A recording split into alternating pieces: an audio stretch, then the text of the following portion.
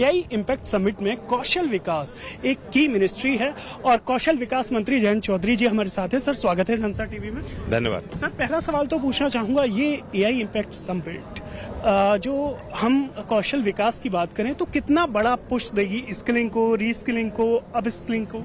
देखिए, सबसे पहले तो स्किल्स एजुकेशन सिस्टम में ही रूटेड है।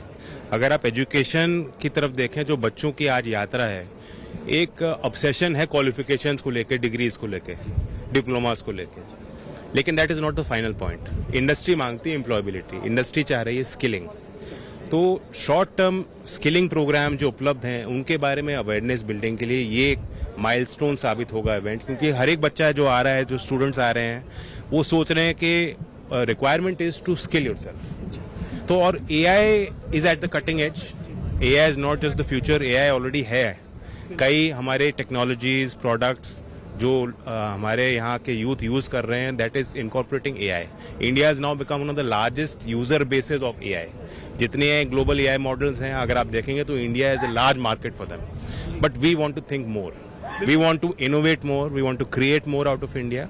और स्किलिंग का ये इम्पैक्ट एआई का पड़ेगा कि हर क्षेत्र में, चाहे आप प्लम्बिंग में हो, गिग इकोनॉमी में हो, चाहे आप नॉलेज इकोनॉमी में हो, चाहे आप एंटरप्रेन्योर हो, आपको एआई को समझना ही पड़ेगा और यूज करना पड़ेगा। सर, एक बात मैं समझना चाहूंगा, शिक्षा के क्षेत्र में जो centre of excellence IIT Madras में बनाया जा रहा है, ये अपने आप में एजुकेशन के क्षेत्र में कितना बड़ा बदलाव करेगा?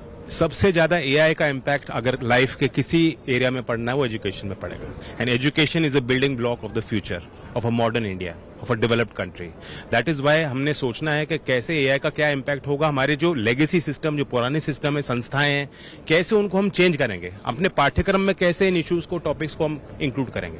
मैं मानता हूं कि एआई के बाद जैसे कंटिन्यूअस असेसमेंट होता है, क्या हमें इसी प्रकार के इम्तिहान की व्यवस्थाओं की जरूरत पड़ेगी? ओपन बुक सिस्टम होगा, एआई के टूल्स में प्रॉम्प्ट इंजीनियरिंग ज्यादा इंपॉर्टेंट हो जाएगी, आपकी मेमोरी और रिटेंशन, रोट लर्निंग को डी एम्फेसाइज किया जाएगा।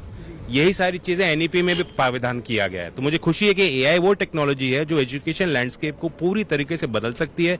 इसके लिए हम लोग तैयारियां कर रहे हैं, चर्चाएं कर रहे हैं, वर्कशॉप्स कर रहे हैं। 3 दिन का बोधन एआई का इवेंट किया गया है। आईआईटी मद्रास को सेंटर ऑफ एक्सीलेंस की जिम्मेदारी सौंपी गई है और एक एजुकेशन स्टैक को विकसित करने के लिए वो काम कर रहे हैं। बिल्कुल। एक आखिरी सवाल और जयंत जी पूछना चाहूंगा, क्योंकि आप उस क्षेत्र से आते हैं जो हम अपने रूरल इलाके में, रूरल क्षेत्र में एआई की पहुंच बना पाएंगे और लोगों को अवेयर कर पाएंगे इसके एडवांटेज और डिसएडवांटेज के बारे में विशेष तौर पर? आई थिंक ऑलरेडी अगर आप देखें यहाँ जो वाइब्रेंसी है, जिस प्रकार के यहाँ लोग आ रहे हैं, एक बदलते भारत के और एस्पिरेशनल भारत की तस्वीर है। ऐसा कोई आइडिया नहीं है जिसका संचार आज गांव में संभव ना हो। मैं अभी 2 सभाएं बुलंदशहर, हाथरस में करके आया हूँ। किसानों की मीटिंग थी और मैंने कार्यक्रम किया है, एआई का कोर्स किया। तुम करोगे? सबने हाथ उठा के किए, करेंगे। तो कोर्सेज हैं, लोगों को अवेयरनेस के लिए हम लोग लगातार कार्यक्रम करेंगे, प्रयास करेंगे। मैं मानता हूं कि हमारी पब्लिक हमसे आगे है। थैंक यू हमसे बात करने के लिए। तो आप देख सकते हैं कि किस तरीके से कौशल विकास मंत्री जयंत चौधरी का कहना है कि देश में एआई के विस्तार के लिए, एआई की जागरूकता के लिए कदम उठाए जा रहे हैं।